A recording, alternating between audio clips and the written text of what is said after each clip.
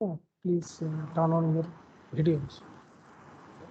Your video. Turn on.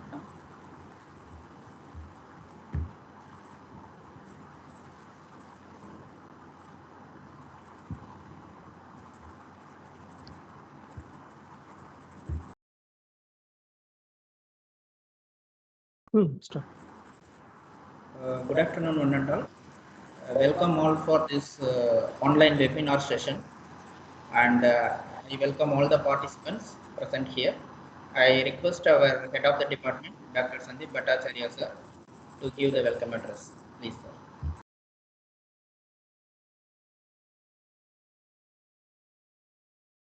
Am I audible? Yes, sir.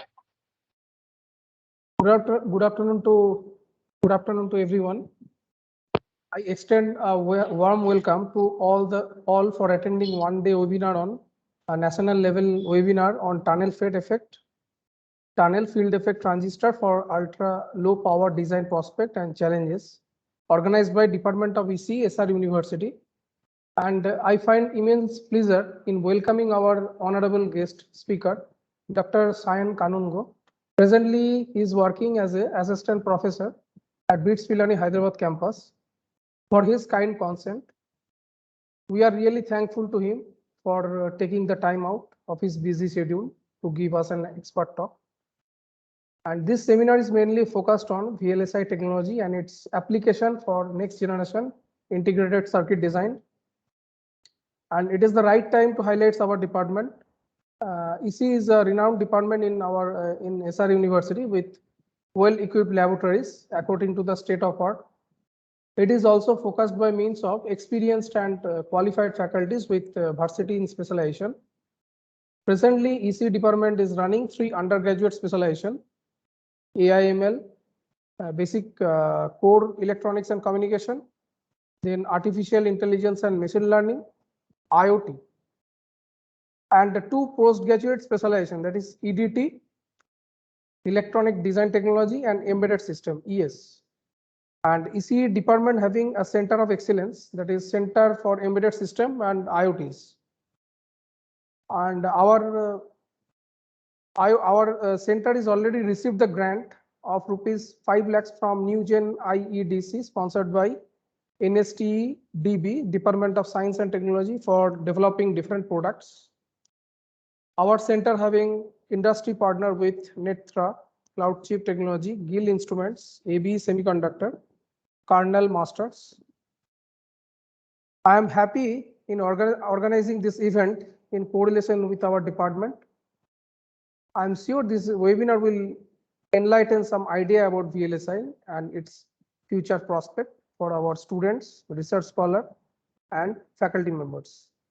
Once again, I welcome you all for this event, and my best wishes to all to have an effective technical transfer experience. Thank you very much. Now I forward this event to Leo Joseph sir.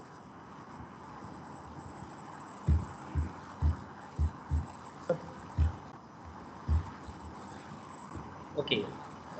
I took privilege to welcome our guest speaker, Dr. Sayan Kanungo. Dr. Shayan is currently working as a grade 1 assistant professor in the Department of Electrical and Electronics Engineering, BITS Pilani, Hyderabad campus. Dr. Shayan received his PhD in the year 2017 from Indian Institute of Engineering Science and Technology, Shivpur. Dr. Shayan received Senior Research Fellowship in the year 2013 and Research Associateship in the year 2018 from CSIR. He also received Opera Research Grant from BITS Pilani in the year 2018. He recently received a startup research grant from Science and Engineering Research Board aided by Government of India. He has been earmarked as a golden reviewer for IEEE transaction on electron devices.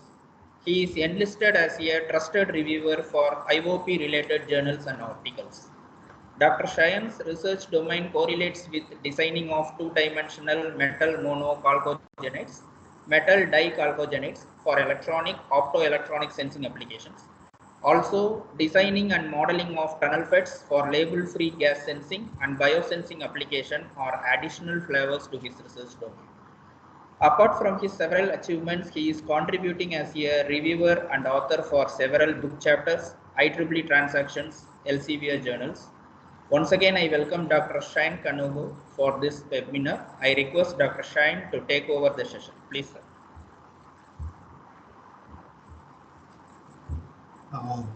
Thank you, Professor, for those warm welcoming words.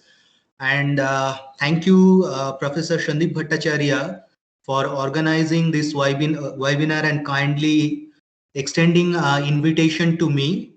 I'd like to take this opportunity to extend a very good afternoon to all the participants, as well as my faculty colleagues in the Esser University.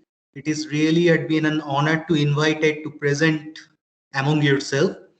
So thank you, everyone. Let me proceed with the today's presentation.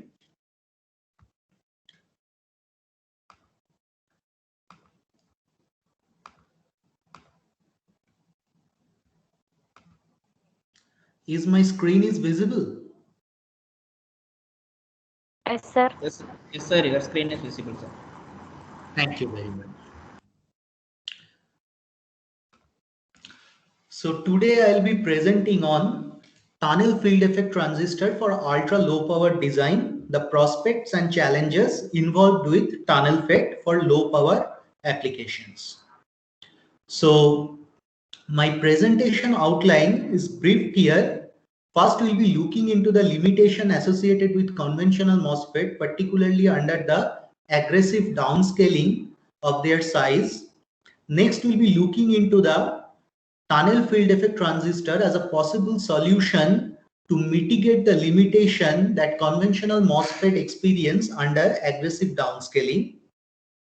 Next, we'll be looking into several device engineering as well as material engineering approaches that has been adapted to considerably improve the efficiency of the tunnel FET design, and eventually some of the state-of-the-art design I'll be just highlighting out that is perceived as one of the most promising candidate, or I can even say a promising alternative for a conventional MOSFET technology while we are adopting a tunnel FET design under combining these different optimizing approaches together.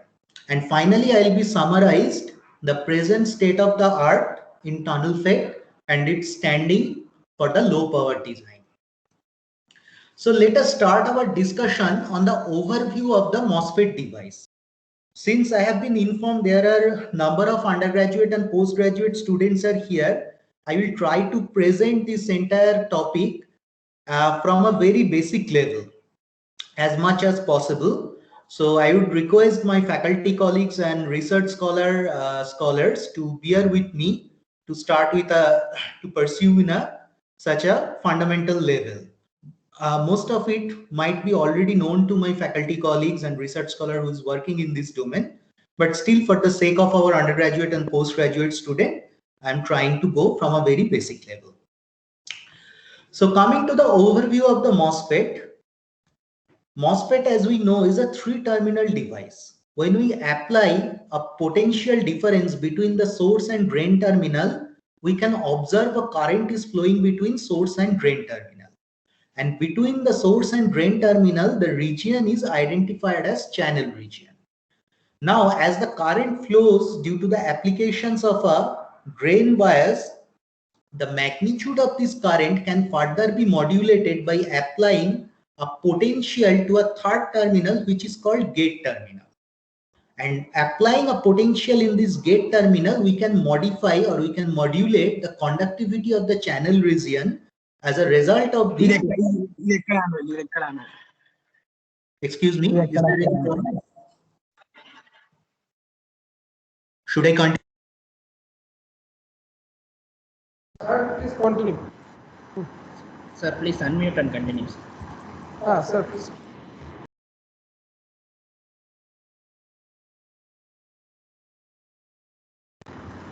Sir, please unmute yourself, sir.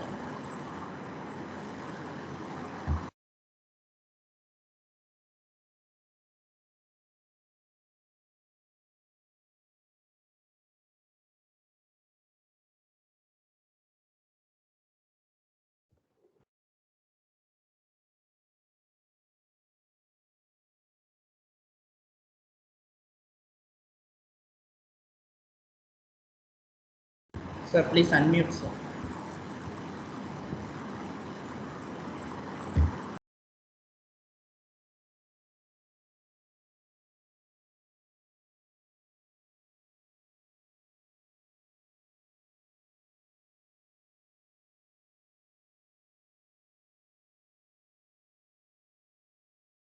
হ্যাঁ বলছি unmute করো, শুনতে পাচ্ছি না। Unmute করো।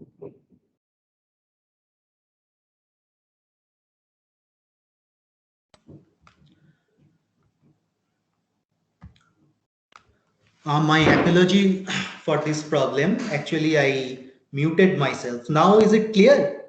Can you hear me clearly? Yes, sir, please go ahead. Please clear, sir. Okay, my apologies once again. So once again, since it was muted, once again, let me extend my gratefulness towards my colleagues in SR University, particularly to Professor Shandip Bhattacharya for arranging this workshop, this webinar, and inviting me to present on this webinar. And very good afternoon to all the students, participants, and my faculty colleagues in this webinar. So let me start right away. First, we'll be looking into the overview of the MOSFET. As we know, the MOSFET is a three-terminal device. When we apply a potential between source and drain terminal, we can observe a current is flowing between source and drain terminal. The region between the source and drain terminal is known as channel. Now, when we apply potential to a third terminal called gate terminal, we can modulate the conductivity of the channel region, as a result of which we can modify the magnitude of the current that is flowing between source and drain terminal. In order to understand the operation of the MOSFET, let us try to look into the IV characteristics, that is the current voltage characteristics of the MOSFET when we apply a fixed drain bias and we gradually change the gate bias, how the drain current respond to the changing gate bias. So this type of IV characteristics is called the transfer characteristics. So this is the typical transfer characteristics of the MOSFET. Here we'll be defining some of the related performance matrices to a MOSFET which would be applicable to any field effect transistor devices.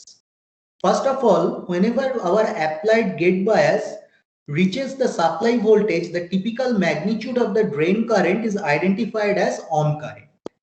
Now, whenever we haven't applied any gate bias, we can still experience a small current flowing between the source and drain terminal. This small current is known as the offstate current or the leakage current that we can observe in the device. Now, between this offstate and the onstate condition, we can see with increasing gate bias, initially the current rapidly increases, then it is observed kind of a quasi-saturation and eventually reaches the onstate current.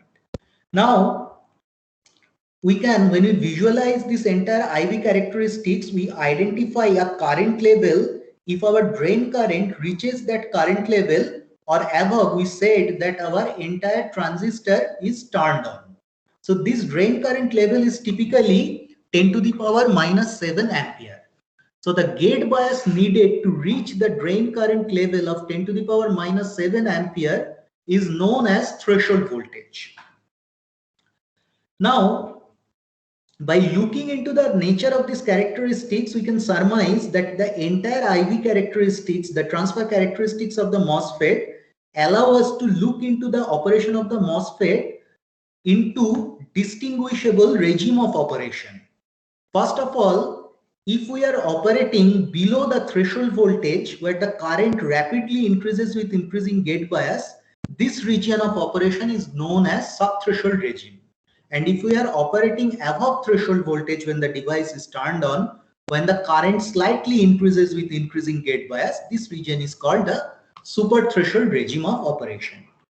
Now here we are going to define a third performance matrix which is very important to understand and quantify the performance of any field effect transistor device, including MOSFET and tunnel FET. And that performance matrix is subthreshold swing. So qualitatively speaking, what does subthreshold swing indicate? It indicates how fast our transistor can switch from off state to on state. Lesser the value of the subthreshold swing, the faster will be the transition between off state to on state. Now the question is how we are going to define this subthreshold swing. The subthreshold swing is defined as an inverse slope of these IV characteristics. As you can see, the drain current is indicated in the log scale in y-axis and the gate voltage is plotted in the x-axis. So if I take del log ID by del VGS, that would be my subthreshold slope. And if I take an inverse of this subthreshold slope, that is what is known as subthreshold swing. So this is a very important aspect to evaluate the performance of any field effect transistor devices. So now let us look into the MOSFET device as a switch. Let us try to identify and quantify the performance matrix if we try to perceive the MOSFET as a switch. The first thing is delay. As you can understand by the name itself suggests, we want to minimize the delay. That means we want to have our MOSFET as fast as possible. The delay is typically given by this expression, which involves the gate capacitance, the applied supply voltage, and the drain current at an on-state condition.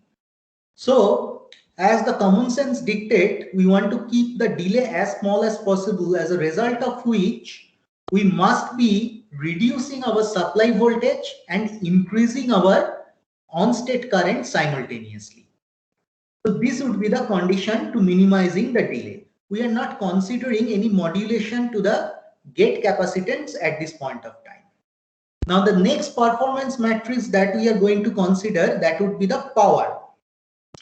So there are two components to the power. First of all, there is a dynamic power consumption. Secondly, there is a static power consumption.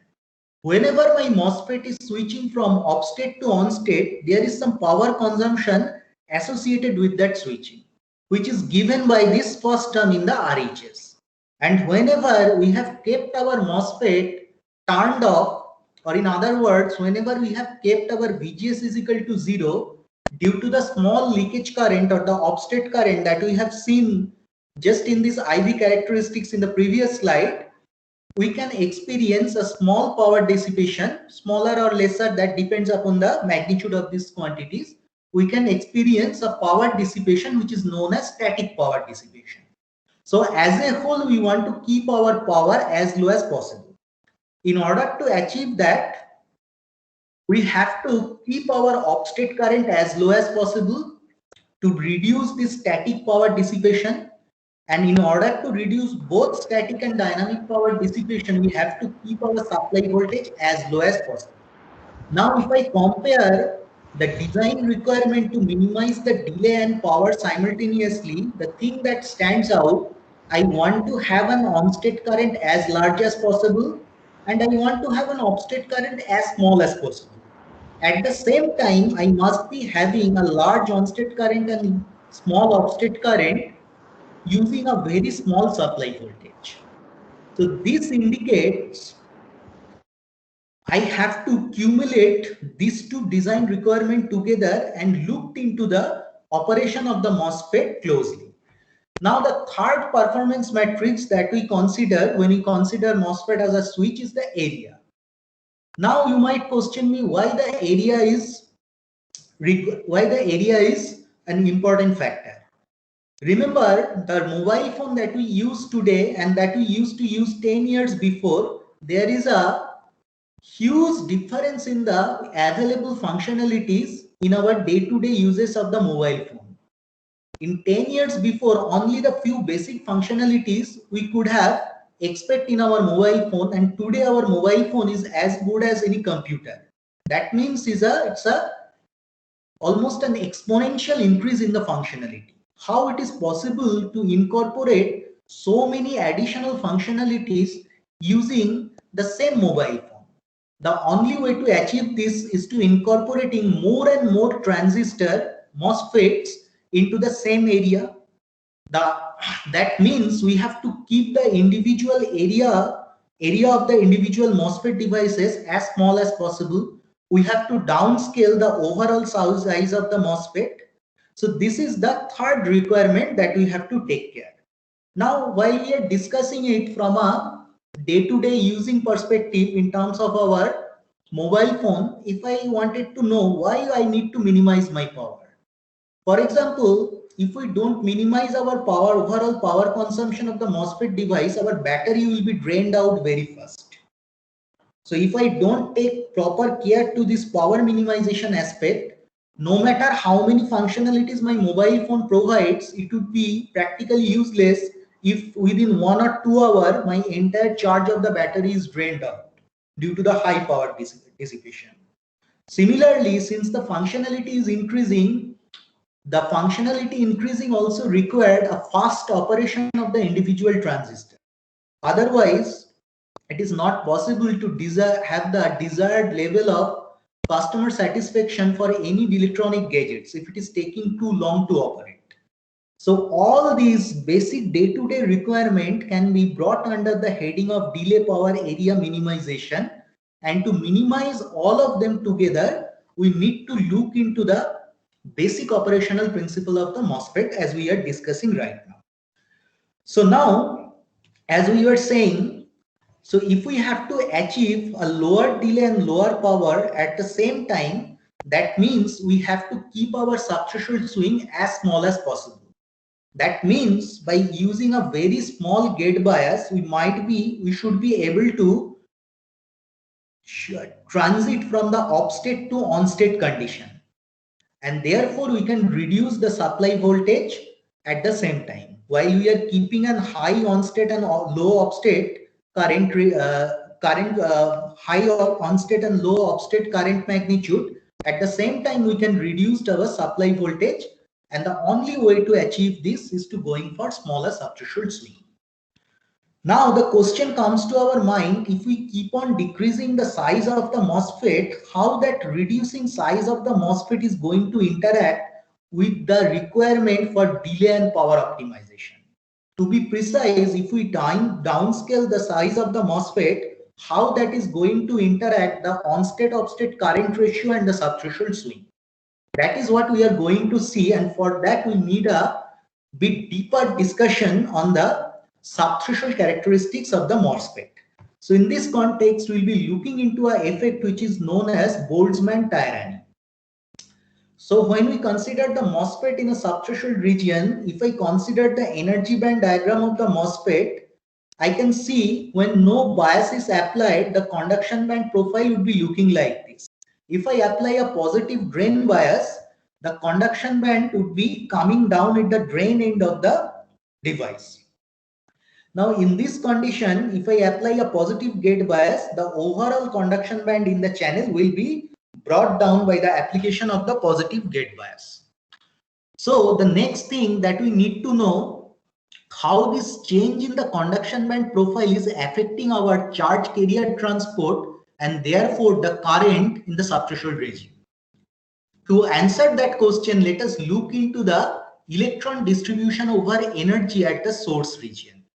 So if I look into the electron distribution over energy in the source region, this is how the electrons are distributed. I can have a very large number of electrons around the conduction band edges, and if I go up in energy, the lesser and lesser number of electrons I would be finding. Now let us consider this condition when no gate bias is applied. Here I can see only this electron, these very high energy electrons, they have sufficient energy to diffuse from the source region to channel region. All the electrons that are having energy lesser than this particular conduction band, they will be hindered to enter into the channel due to the potential barrier that is created between source and the channel region, and which is given by this conduction band height from the source region to channel region. So this existence of the potential barrier height is limiting the number of electrons that can enter into the channel and eventually flow to the drain terminal to provide the offstate or the leakage current. Now, as we apply a sufficiently large gate bias and lower the potential in the device, lower the conduction band profile in the channel, what will happen? Now a considerably large number of electron will have energy larger than this reduced potential barrier. So all these electrons can enter into the channel by diffusion and eventually reach the drain terminal, giving a very large drain current. So I can easily correlate now why in the subthreshold regime the drain current so sharply increasing with the increasing gate bias. Now if I further increase the gate bias, what will happen? The potential barrier here is already sufficiently lowered, so it should not provide a large number of variation in the electron injection component into the channel, and the current would be having a kind of quasi-saturation thereon. So now, if I wanted to understand the underlying physics of the subthreshold swing, let us try to look into the channel electron density. The channel electron density is expressed as an exponential function of the gate bias.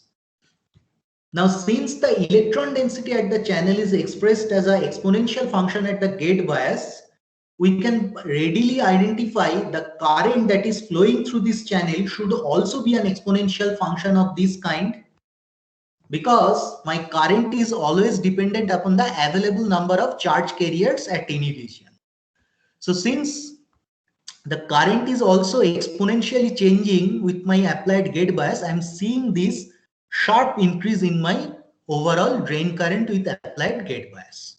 Now this allows me, this typical relation between the drain current and the applied gate bias allows me to quantitatively define the subthreshold swing of the device.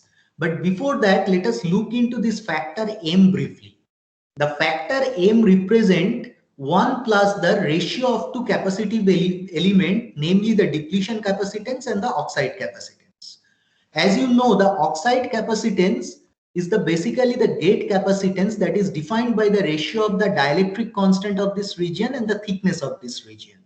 Similarly, the depletion capacitance, when the channel is depleted of the holes and a depletion region is created here, a depletion capacitance can be defined similar to the oxide capacitance, where we have to use the dielectric constant of the silicon here and the thickness of the depletion layer.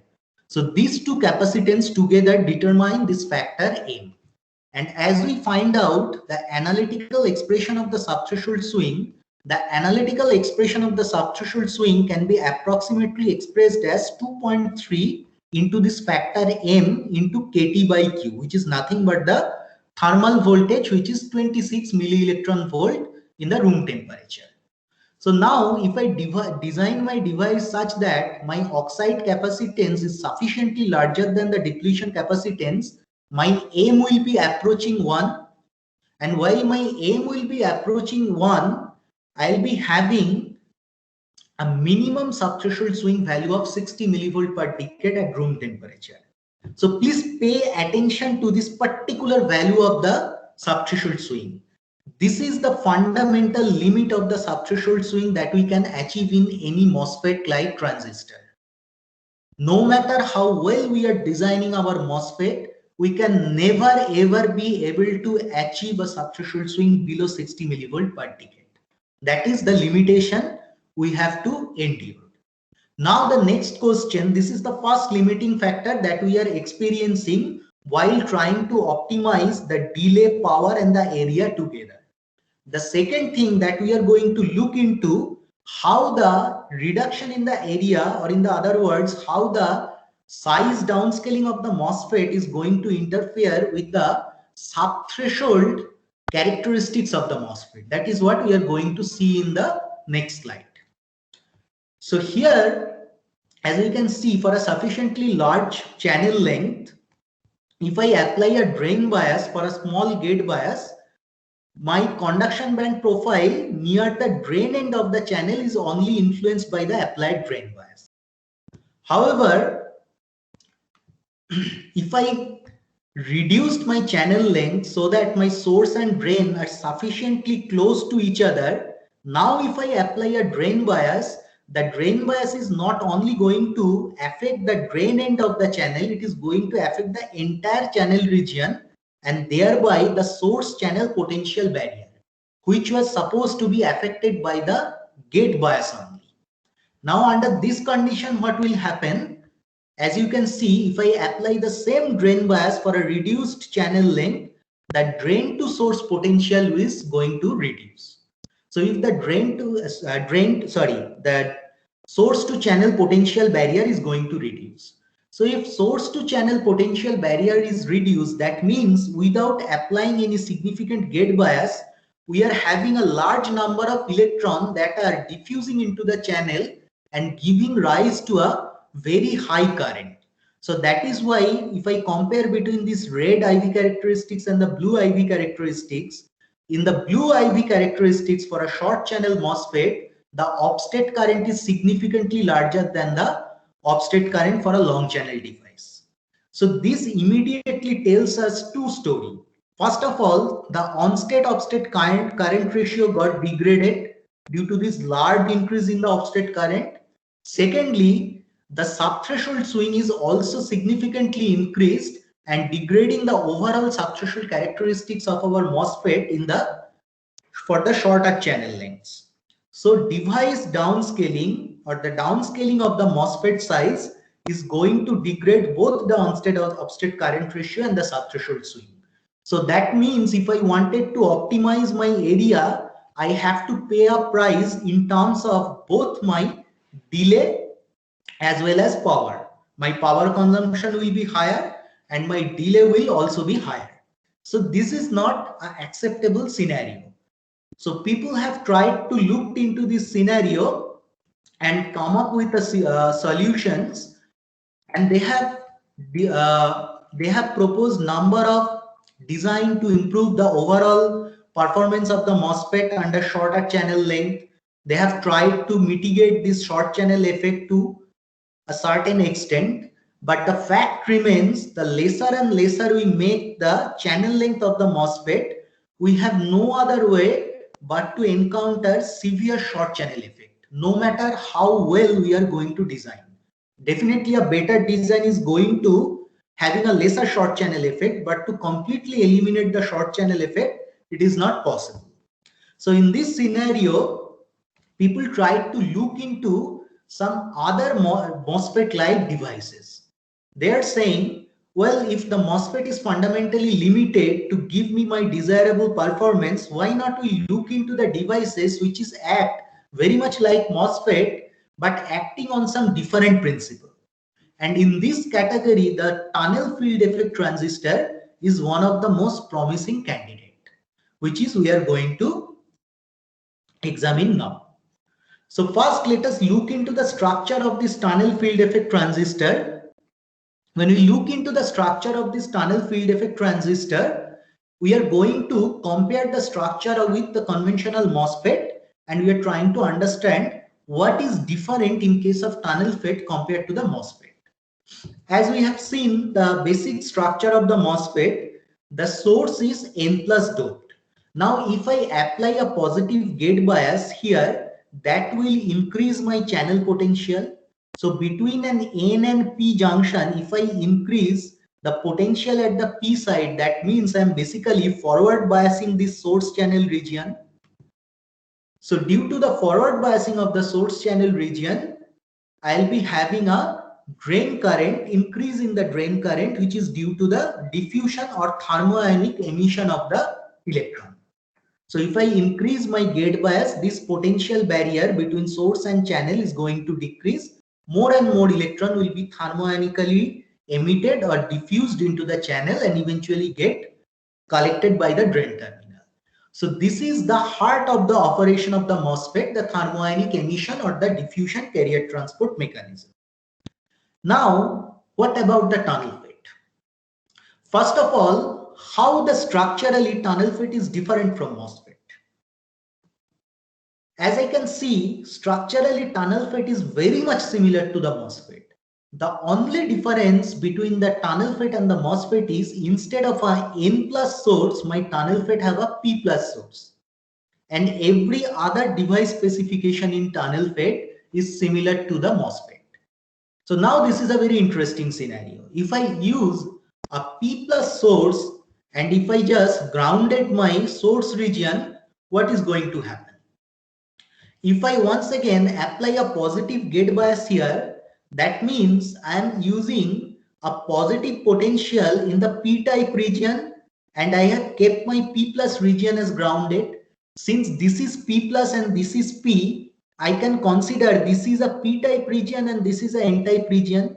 So if I am raising the potential, electrostatic potential of an N-type region by applying a gate bias, then basically I am reverse biasing this P plus N junction. Do follow this distinction between the MOSFET and the tunnel FET operation. In case of MOSFET, when we apply a positive gate bias, we increase the forward bias between the source channel junction. And in this case, when we apply a positive gate bias, we are increasing the reverse bias between the source channel junction. And as a result of this, what will happen? I'll be having a energy band diagram like this. This is a typical reverse bias PN junction if I consider the source and the channel region only. And as we know, if we keep on increasing the reverse bias in a reverse bias source channel junction, eventually we will be experiencing some breakdown phenomena. And this breakdown phenomena, if we have a highly doped region, this breakdown phenomena in all likelihood would be the Zener tunneling or the Zener breakdown, where band-to-band tunneling will occur. The same thing is happening here. As we can see, there are a lot of electrons which are sitting into the valence band of the source. This electron cannot carry current because they are bound electron. But this electron can tunnel from the valence band of the source to the conduction band of the channel. The moment the electron quantum mechanically tunnel from this valence band of the source to the conduction band of the channel, it will be leaving a hole as at its original position. So an electron hole pair would be created, both of which are able to carry current in the device. So as a result of the band-to-band tunneling, we can have a flow of current in our tunnel field effect transistor device. So let us try to look into this band-to-band tunneling phenomena more closely and let us see if we can have some design understanding regarding the tunnel FET. Whether we can have some idea how to design our tunnel FET and what would be our basic objective of designing a tunnel FET. First thing, once again coming back to the tunnel FET structure, if we consider, yes. Excuse me, sir. I have a small question at this point. Do you mind I asking you at this point, or do you prefer at the end? It would be better if I, after concluding, if I can come back to the question answer section. Sure. Thanks. Thank you, sir. Okay. Thank you.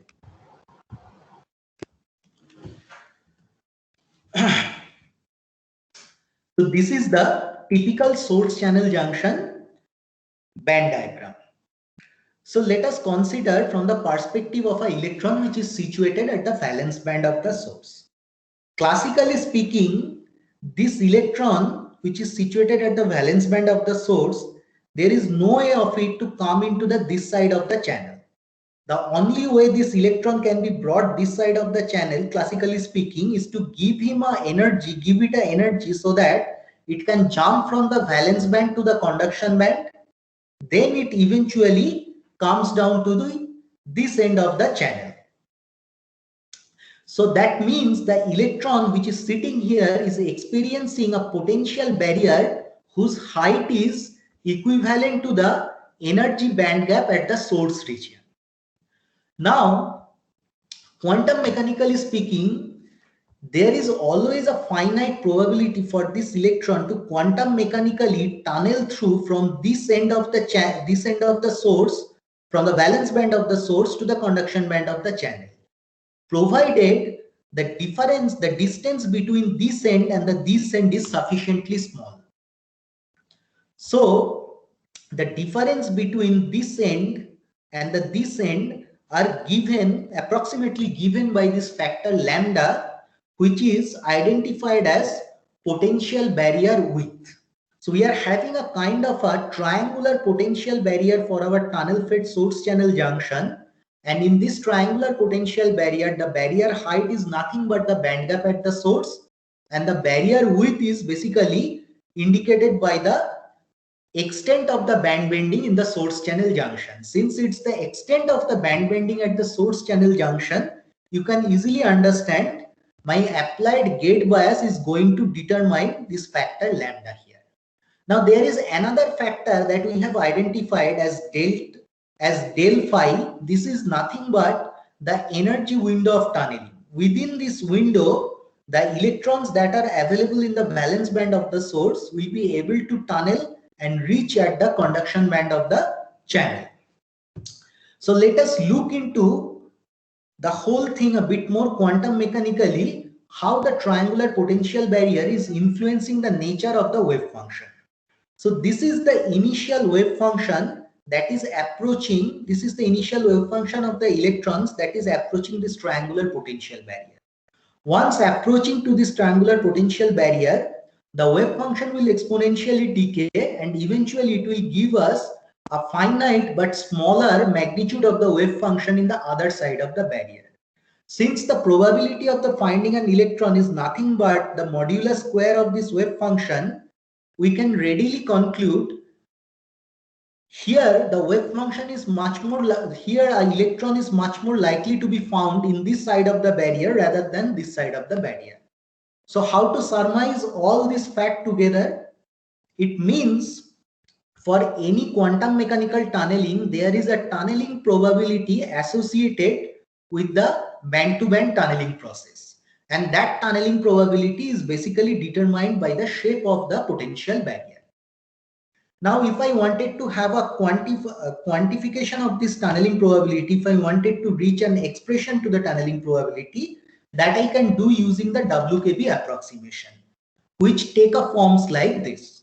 We are going to discuss this form at greater detail, but do observe few of the things. First of all, there is a term of band gap into this tunneling probability, which indicate the potential barrier height. Also, there is a term of effective mass empty star here.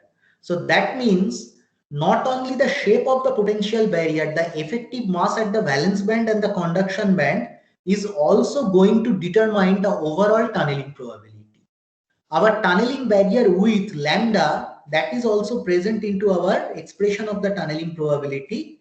Apart from that, this delta phi is also present.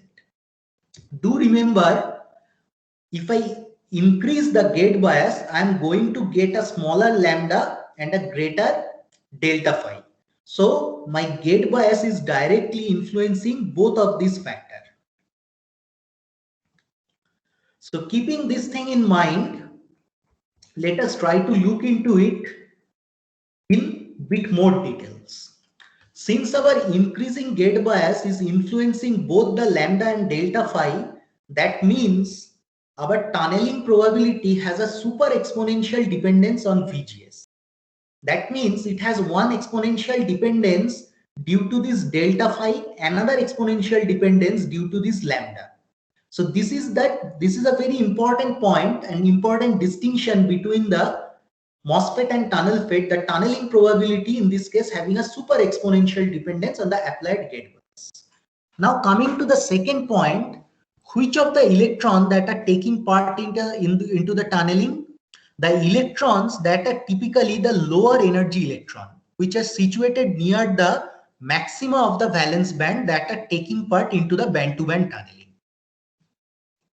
The available electron at the source valence band edges are not limited by the Fermi tail. What does it mean? It means since the energy band gap is here, we cannot find any high energy electrons are situated here, and therefore the moment I will lower the conduction band of the channel sufficiently so that the electron from the valence band can tunnel to the conduction band, I can have a large number of electron available that can tunnel from here to here.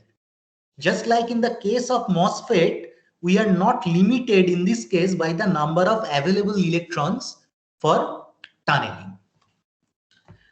So keeping these two factors in mind, these two basically indicate it is possible by a judicial design to design a tunnel FET such that we can have a subthreshold swing in tunnel fit which is lesser than 60 millivolt per decade. Since the carrier transport mechanism is not diffusion or thermionic emission in case of tunnel fit, it is a very different type of transport mechanism. And there is these two advantages associated with the tunnel fit carrier transport mechanism. We can always, by judicial choice of our design, we can always design a tunnel fit so that we can have a subthreshold swing below 60 millivolt per decade at room temperature. So that is one of the advantage. Our tunnel fits subthreshold swing is not limited by this fundamental limit of 60 millivolt per decade. This can be further appreciated if I look into the IV characteristics of the MOSFET compared to the tunnel fit. You see, this is the slope of my 60 millivolt per decade. In case of MOSFET, I am always having a slope greater than the 60 millivolt per decade. Now, if I consider a tunnel fit, I can have in a well-designed tunnel fit, I can have a slope of lesser than 60 millivolt per decade.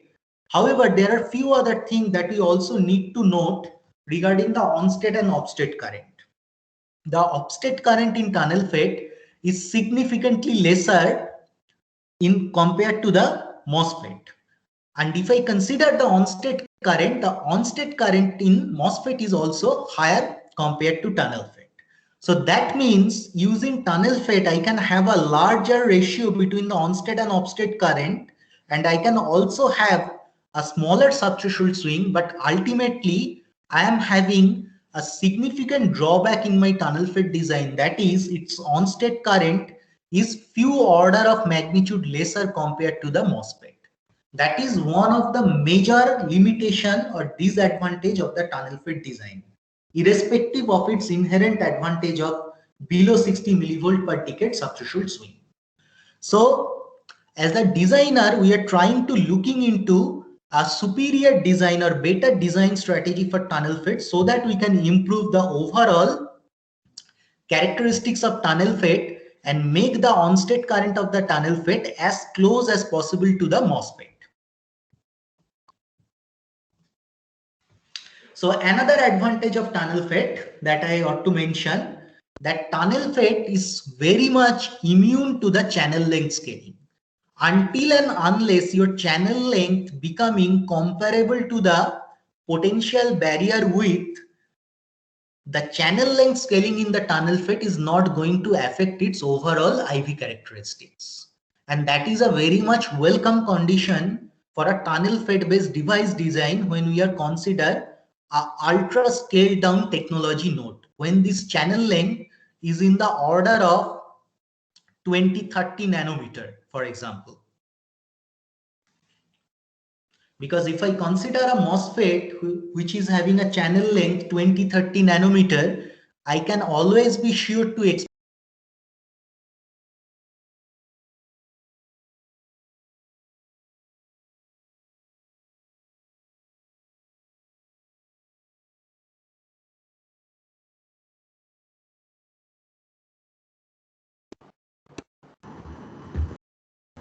Sir, voice not audible, sir. Please unmute. Sir, you are muted, sir. I don't understand how it is automatically getting muted. Can you hear me up to this point? Yes, sir, it is audible. Please. Yes, sir, it's audible. The previous slide, you can hear me clearly. Yes, sir, up to that there is no problem, sir. Please. Okay. If I got muted by somehow, kindly let me know. So coming back to the discussion, now we have identified, by looking into the expression of the overall tunneling probability, we have identified few important factors. What are those important factors? The tunneling barrier width lambda, the tunneling barrier height, which is typically the band gap of the source, the effective mass MT, that is called the tunneling effective mass, which involve both the effective mass at the valence band of the source and the conduction band of the channel. At the same time, we are also having this delta phi factor. So all these factors, as a designer, we should have a very clear understanding how we are going to influence all of these factors from a device design perspective. So let us try to look into these 4 separate factors one by one. First of all, the factor lambda, which is the extent of band bending at the tunneling junction, and the delta phi, which is the energy window of tunneling. Within this energy window, I can have a finite number of electrons tunneling from valence band to conduction band. So how I can modify this delta phi, how I can modify this lambda and delta phi? Through tuning the device electrostatics of the tunnel FET. And how do we tune the device electrostatic of the tunnel FET? By choosing, how can I say, by choosing superior structures or superior tunnel FET architecture that will have a better electrostatic integrity at the tunneling junction. Now the other two factors, the tunneling effective mass, which depends on the conduction band and valence band effective mass respectively, and the band gap at the source, these are the typical property of the material that we are going to use. So since we have classified the 4 contributing factor, 2 of them are getting influenced by the device electrostatic and 2 of them are getting influenced by the material properties, we can readily say as a designer, we have to pay equal attention to the structural as well as material engineering of the tunnel FET. Now in this context, I just wanted to quickly go through a very important aspects of tunnel FET, which is called ambipolar conduction. Let's say when we consider the offstate current in the tunnel FET, this is the typical energy band diagram under the offstate condition when I have a very low gate bias. So under this offstate condition, what I can have, since the band alignment is not at all favorable for tunneling, if I have to tunnel, there is no available energy state in the channel to tunnel to from source, I cannot have any tunneling component in the offstate. However, due to my finite temperature, some electron from the valence band is always jumping into the conduction band, and I can have a small number of electrons at the conduction band of the P plus source. Those electrons can finally come down to channel and give rise to a small current component here. So this thermal generation give rise to a small current component even if there is no band-to-band tunneling occurring in my tunnel FET. So this is what is basically contributing to my offstate condition. Now consider the on-state condition. If I can adequately bend my band, what will happen? Large number of electrons from valence band can tunnel into the conduction band of the channel, and eventually they will give rise to a very large drain current. And I can see how quickly the current will increase with the increasing gate bias. Now there can be another condition.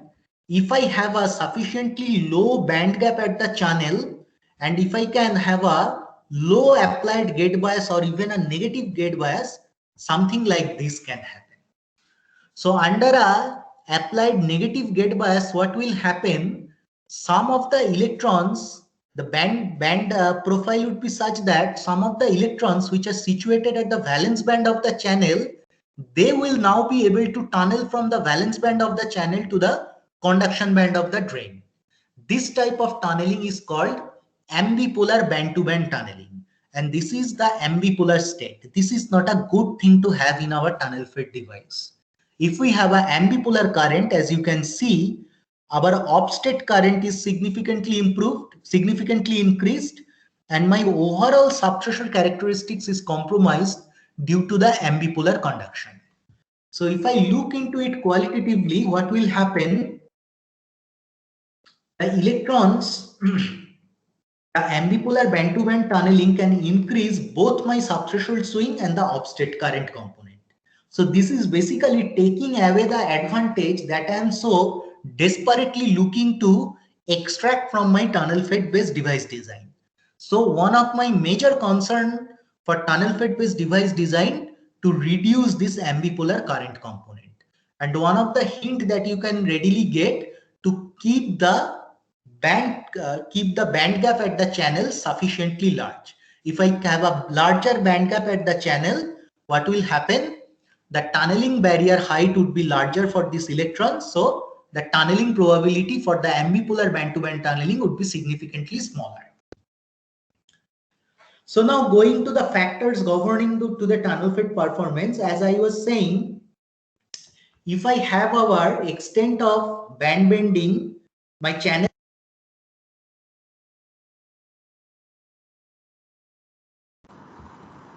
So please unmute yourself, sir. You are muted.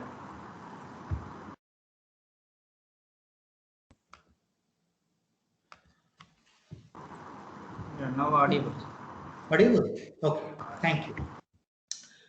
So as I was saying, if my channel length become comparable to my tunneling barrier width, what will happen? My drain bias now come into the picture, similar to the short channel effect that we discussed in MOSFET. Here we are going to experience something called drain induced barrier thinning. What is that? When my drain bias is going to interfere with the source channel junction electrostatics, my drain bias is going to reduce the tunneling barrier width irrespective of the applied gate bias, which is not desirable. I don't want my drain to interfere with my tunneling barrier shape. So if my drain is started doing that thing, then I can have a degradation in my overall subthreshold swing. This is the first thing. Second thing is, my tunneling probability, band-to-band tunneling probability is considerably lesser than 1. It is in the order of 0.1, 0.2, something like this. Now you can see, if it is in the order of 0.1 or 0.2, out of 10 electrons, only 1 electron can tunnel from source to channel. So I somehow have to increase this tunneling probability so that I can have a on-state current which would be at least comparable to the on-state current of the MOSFET. So these are the basic aim of my tunnel fit design, is to simultaneously reduce the subthreshold swing and increase the on-state current. And if I am dealing with a very small channel length, also to cater, also to minimize this drain induced barrier thinning effect, so that I can have a large on-state off-state ratio. So in order to do that, I must optimize my tunneling probability based on my understanding that we have developed in the previous slides. So how can I boost up my tunneling probability? By ensuring superior electrostatic integrity at the channel. What do I meant by that? I meant a smaller lambda and a larger delta phi. There is also a interesting strategy to use vertical tunneling concept that we are going to discuss in details. So these two typically comes under the purview of the device design. Now at the same time, in order to boost up the T, we can use a lower band gap and lower effective mass in our device. And we can also ensure we can use a direct band gap semiconductor for our tunnel fit design. Both of these will. And the third strategy would be to use a suitable heterojunction between the source and channel region. So all these three strategies will come under the material engineering strategies for tunnel fit. So in the next slides, we are going to quickly review some of the well-established strategies to improve the performance of the tunnel fit. We'll be looking into some of the potential candidate of device engineering approach as well as the material engineering approach. First of all, this is our conventional tunnel fit IV characteristics and band diagram. Now, if I use a highly doped N plus pocket region here, what will happen? The potential the band bending between this P plus source and the N plus pocket region would be much steeper.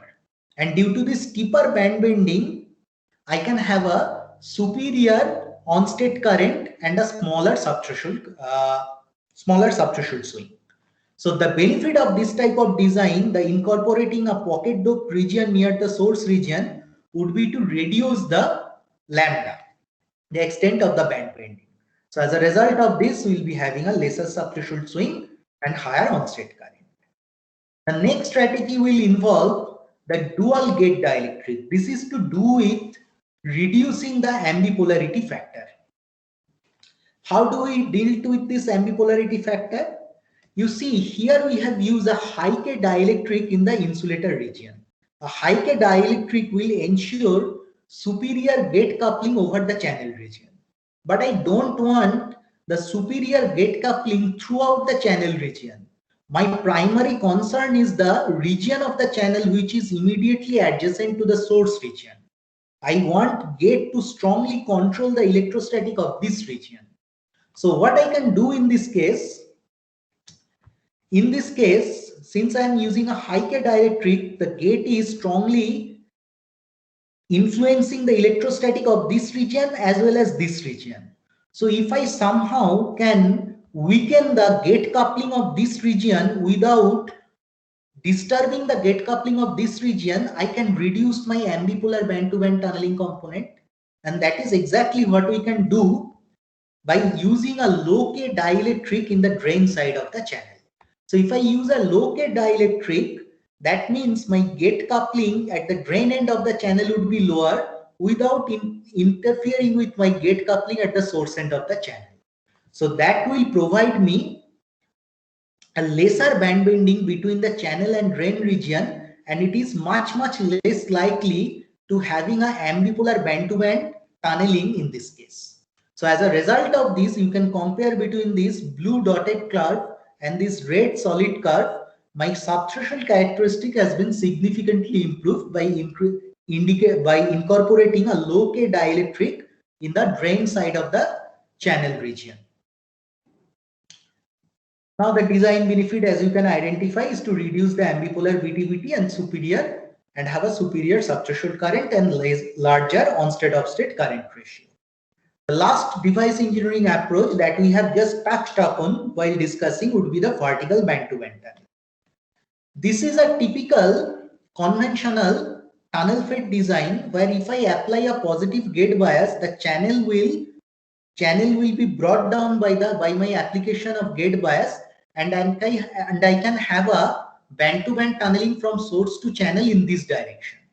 Now look closely. If I use a potential in the drain terminal, that means I'm creating a electric field in this direction from gate to channel direction, but my band-to-band tunneling is happening normal to this direction, right?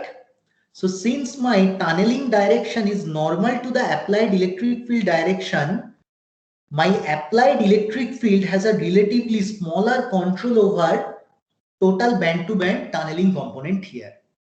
In order to boost up the gate control over the total band-to-band tunneling component, what I can have a modified design that will ensure my applied gate electric field would be parallel to the band-to-band tunneling direction.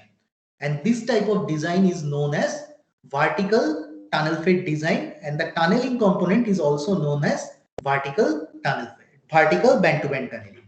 This one is known as lateral band-to-band tunneling, and the one that we are going to discuss, that is known as vertical band-to-band tunneling. So this is the typical energy band structure in this direction. Now, if I just simply extend my source beneath the channel, and if I use a underlap in the gate region, what will happen? This lateral band-to-band tunneling will be significantly reduced because gate is not controlling this region. There is an underlap in the gate region.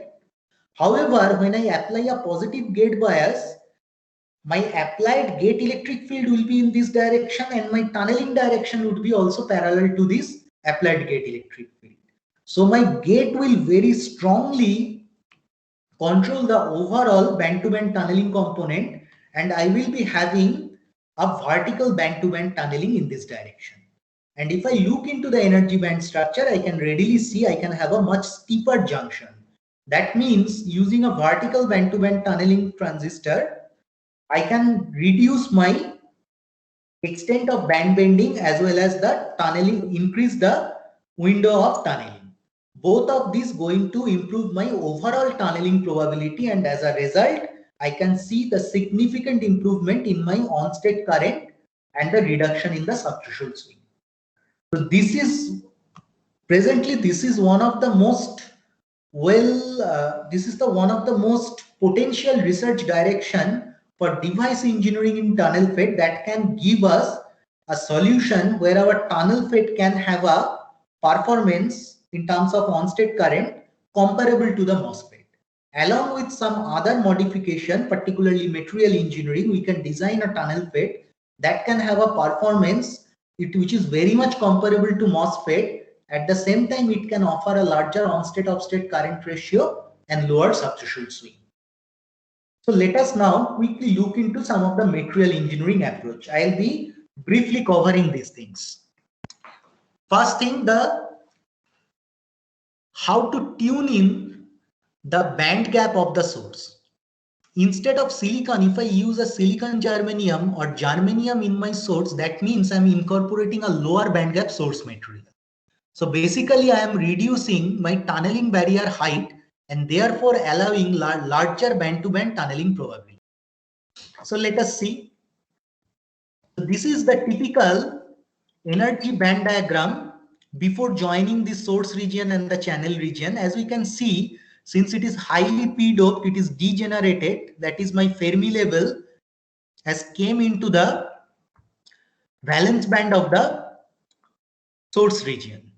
And when I look into this channel region, the band gap of the channel region is greater than the band gap of the source region. And also I can have a higher band gap drain region here.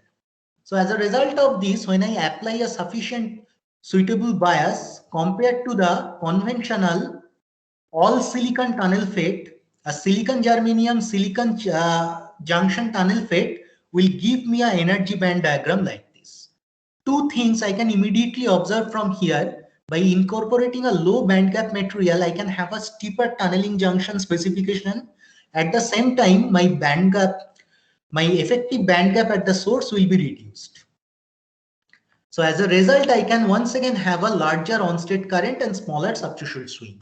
Using a silicon germanium source to improve the overall tunnel FET performance is a well-established strategy, and that people almost always do when dealing with the silicon technology, because silicon germanium is compatible to the silicon technology. So the typical design benefit would be to reduce this lambda and the reduce EG simultaneously and have a steeper and smaller tunneling junction. Now there is an interesting catch in there. You can ask me why I am bothering to using silicon germanium selectively in the source region only. Why not use it throughout the source channel and drain region? Recall our discussion on the ambipolar BTBT component. The moment we are using a lower band gap material in our channel region, that is going to increase our ambipolar band-to-band tunneling component. So whatever advantage we are getting in the subthreshold characteristics of our tunnel FET, if I put some silicon germanium in the channel and drain region, that advantage would be lost due to the larger ambipolar band-to-band tunneling component. So we have to keep a higher band gap in the channel. That is why we are keeping silicon in the channel, so that the ambipolar band-to-band component can be kept under check. Now the final material engineering approach is to use a broken band gap junction. This is not possible with the conventional silicon technology. We have to look into some very different material system to achieve this. One of such material system would be to gallium. This particular material system. So here also, if I use this particular material system, I can have a band structure like this. You can see my conduction band of the indium arsenide is almost touching with the valence band of the source. So as a result of this, when the tunneling junction will be formed and a suitable gate bias would be applied, my tunneling barrier, my source to channel potential, source to channel energy band profile would be looking like this. And if I look closely, this is kind of a broken band gap configuration that I can have here. So here the electron situating in this region, it can have a very, very small tunneling barrier width, almost marginal tunneling barrier width. So there would be a very large probability of band-to-band tunneling for the electron which are sitting in this region. They can quickly tunnel from the valence band to the conduction band due to this broken band gap configuration. However, the point should be noted, if I took this particular material system, typically the band gap at the source is higher in this case compared to the band gap at the channel. So we have to retain this advantage and look into some material system that will give us a smaller band gap at the source and a larger band gap at the channel to extract more advantage out of this design strategy. So as we are discussing, it will give us a ultra steeper tunneling junction formation. Finally, now we have seen some of the most potential way to improve the overall performance of the tunnel FET. We can accommodate two or more potential engineering approaches together so that we can have a design that can have multiple advantage and give us a superior tunnel field effect transistor performance. So one of that could be to use a vertical band-to-band tunnel FET structure using this typical material system that will offer a broken band gap between this in this vertical tunneling junction. So if I do that, as you can see, compared to a conventional tunnel FET energy band structure between source and channel, how steeper and smaller energy band structure I can realize using this type of device material core design strategy. And if I now compare my overall tunnel FET design with respect to the MOSFET design, if this is my MOSFET design, this is my conventional silicon tunnel FET design without any optimization strategy. Now, if I can use an optimization strategy like this, what will happen?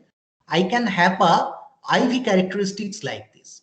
You can see how significantly the subthreshold swing has reduced in this case without hindering the off-state current significantly, and how much the on-state current in this case is closer to the on-state current of the conventional silicon MOSFET. So this is a very potential approach to combine one or more suitable device and material design strategies together and to design a MOSFET, design a tunnel FET which will give us almost an on-state current comparable to the MOSFET. To summarize our entire discussion here today, in context of the low power design, let me just do it pictorially. Let me first consider the transfer characteristics of a conventional bulk silicon MOSFET. This is a typical transfer characteristics. Now, as we have discussed, there are a number of performance optimization strategy people have adopted on the silicon MOSFET. One of such performance optimization strategy to use a 3-5 semiconductor to have a high mobility channel, which is often called high mobility field effect transistor or HEMT. To high mobility, if I use such 3-5 channel material to have a high mobility, definitely I'll be having a higher on-state current. Also, my off-state current is also going to improve due to the higher mobility in the channel. So this would be my typical IV characteristics of such improvement over my bulk silicon MOSFET. So this type of MOSFET design would be particularly looking for a very fast MOSFET device design.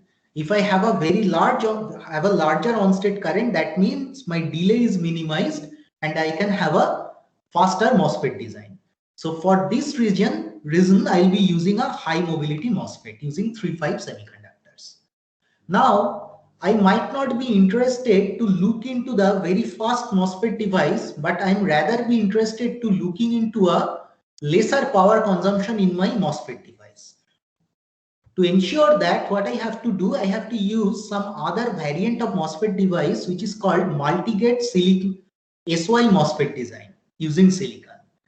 Just take a note that this multi-gate SY MOSFETs are nowadays implemented in the device design for the state-of-the-art device technologies. If I go to 22 nanometer device design or below that, I will always have some multi-gate SY FinFET design which will be implementing this strategy.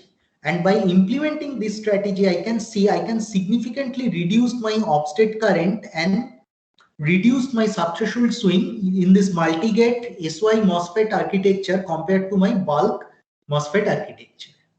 Now the question is, where does